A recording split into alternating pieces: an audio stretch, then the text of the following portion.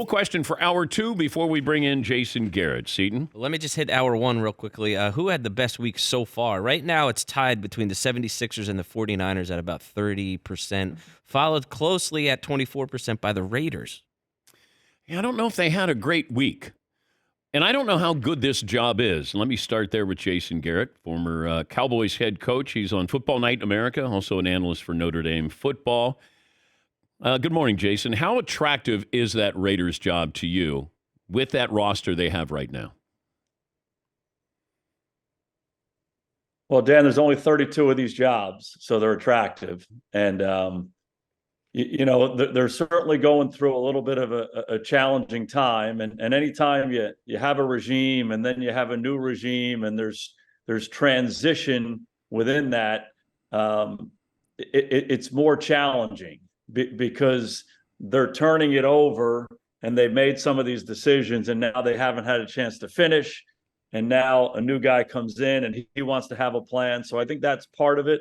But I do think it's a good starting point to have a guy like Davante Adams.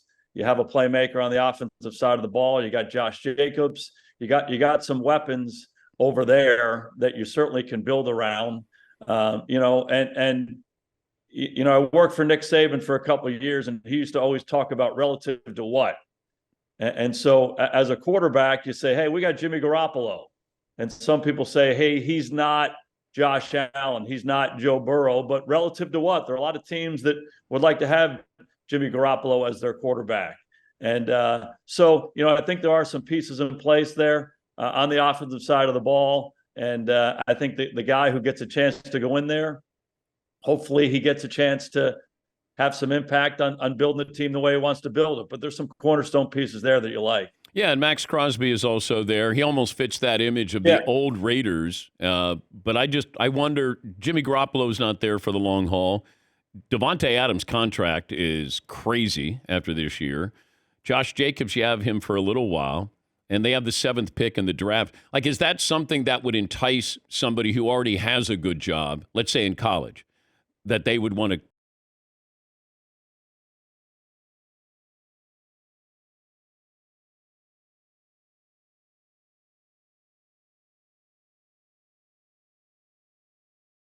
One of my favorite players in football. And, I think Dan Campbell is a good example up in Detroit of a guy who had an opportunity to go in there, and they're building the team the way he wants to build it.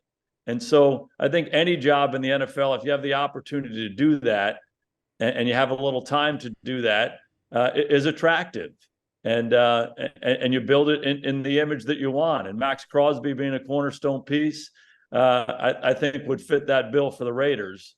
So, you dive in and you go. The obvious challenge is you're in the same division as the Chiefs and all of that. But, hell, there are 32 of them. And, it's a heck of an opportunity for somebody. How involved is the coach at the trade deadline? I think it depends on the building. How involved were you? Certainly involved in the discussions. I thought the communication that we had when we were at our best in Dallas was really good, leading up to the draft, leading up to free agency, and then certainly throughout the trade deadline. We traded for Amari Cooper one year, and that wasn't right up against the trade deadline, but it was, we needed a player at that position. And we had extensive discussions about who that player was, and eventually he became available, and he made a huge difference on our team. Have you ever said, I don't want to trade for that guy? Certainly, yes. And you have healthy discussions. I don't want to sign that guy. I don't want to trade for that guy. I don't want to draft that guy. But, it's a collaborative effort. The personnel people in the really good organizations are really good at what they do.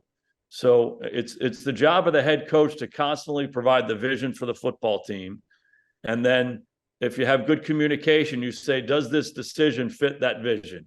And the teams that are aligned that way on a consistent basis and acquiring players are the ones that play at the end of the year.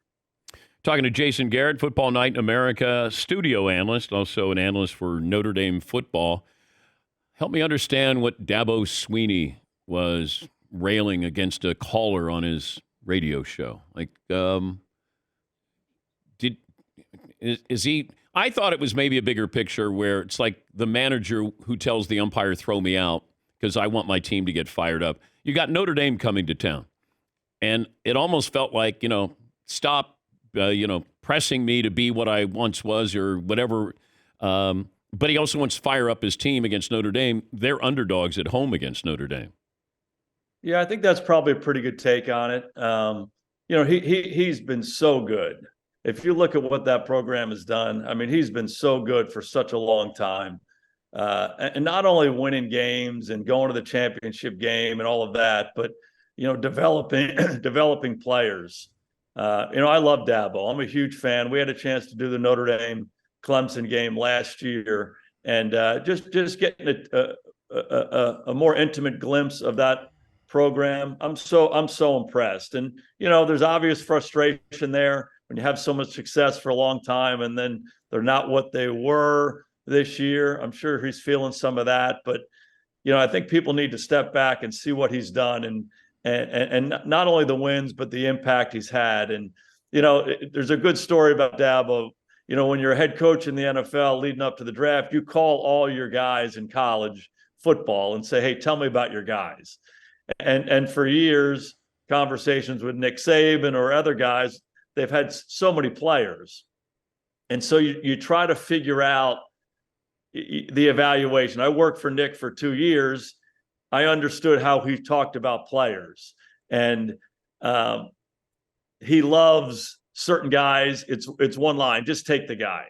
If he has trouble with guys, he kind of beats around the bush a little bit and says, hey, if you have a good structure in place, if you have a really good structure in place, this guy can be successful for you. Who was the guy that he just said, just take him? There's so many guys that, Jonathan Allen. I remember Jonathan Allen. Just take the guy. He's going to play for, and he's right. I mean, it was just such an easy evaluation. But, when you talk to Dabo, you have to decipher the guys because every guy is great. Oh. Every guy's incredible. Yeah. Every guy, and then you could figure out the system to say, okay, this guy's really better than this guy, and you work your way through it. But I bring that up to say that he's had such a positive impact on so many people on football. He has such great enthusiasm. So to see him frustrated like this, I get it. I hope he gets his old spirit back because it's a really good thing for all of us. If you ran the Jets, do you want Aaron Rodgers back this season? To me, it's just simply a health issue. Well, let's say he's healthy. He's cleared. Let's say there's 2 or 3 games left. Got a chance for the playoffs? Absolutely. Okay. This guy's one of the greatest ones that ever walked, and to give him a chance to play. Is he the same player that he was 10 years ago? I don't know about that, but he's one of the best players in football. And if you could get him back and he is truly healthy. But you're risking next season. What's that? You're risking next season, aren't you? Yeah. I mean, and to me, that's the question. Some guys get the competitive spirit going and say, I'm gonna beat the timeline. I got an ACL, but I'm going to come back in 8 months. I'm going to come back and I have a healthy respect for injuries and making sure that you give guys plenty of time. And that comes from experience of maybe allowing a guy to come back earlier than he should have. And because we're all competitive, we all want the guy out there, and he's shown you in practice. So I would be a little concerned about rushing this because just the nature of that injury. But if the question is he completely healthy? Yeah. Absolutely, you want him to play. Yeah, but I'm trying to understand DeShaun Watson when he's medically cleared, and then they say that he didn't want to play.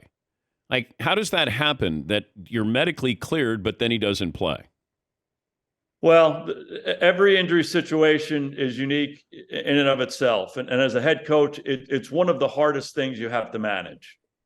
And I think, without speaking specifically about him, because I'm not in the conversations, when you have a little issue like that, you really got to get to the bottom of it and figure out the why of that. And it takes constant conversation. And, some guys have a little bit of a track mentality in that they need everything to be perfect. Some guys are mutters. Hey, I'm fine. They tape it up, spit on it. Let's get going. I can go play. And so, again, I'm not speaking specifically to DeShaun, but that's a spectrum that you get on. And you say, okay, can he play without everything being perfect? And so you got to work through those, and they're challenging. They really are. Ultimately, it's a collaborative effort. It's players' input along with doctors and trainers. And as a head coach, you just try to manage as best you can. All right, you need to make a choice here on your quarterback. Sunday night, Bengals, Bills. You're the head coach. You're starting with Josh Allen or Joe Burrow. You always ask me these questions. Yes, I do. Belichick or Brady, all of this. Who are you taking, Josh Allen, Joe Burrow? Joe Burrow goes to San Francisco and doesn't throw an incomplete pass. He's phenomenal, and you're asking me this question. I love them both, obviously. Who doesn't? They're both great, and they're going to be great players for the next 10 years. They have chances to be Hall of Famers, all of that. I love Josh Allen. I don't like him. I love him. I love his competitive spirit. Someone once told me that it took 13 people to get secretariat in the gates before he won by 33 lengths. Josh Allen reminds me of that. He reminds me of this incredible player that you just have to constantly make sure we get him in the gates and let him go. So when they do he that, is running late. He's running less, but is he running smarter? Yeah, and to me, it's the secretariat analogy is not necessarily his running. It's just his, I'm going to go make the play. I'm going to put the city of Buffalo on my shoulders, and I'm going to go do it. And experience tells me that over a 17-game season in the NFL, that doesn't work. So when they're at their best, it's collaborative. There's a piece of it. He's certainly the focal point. And so if he does that on a consistent basis and continues to learn how to do that, and they build the team that way, I love him to death. His competitive spirit is rare for me, but the other guy's off the charts. I mean, Joe Cool is something else. I think you answered it. I did. But by a nose, I'd take Josh Allen. Okay. Back again to Secretariat, where you didn't have to worry about winning by a nose. Hey, great to talk to you. Have fun on Sunday. Bills, Bengals on NBC and Peacock. That'll start at 7 Eastern Football Night in America. Thank you, Jace. Thanks, Dan. Always enjoy it. All right. You got to put him on the hot seat every time he comes on, right? You don't let him know what seat is going to be warm there.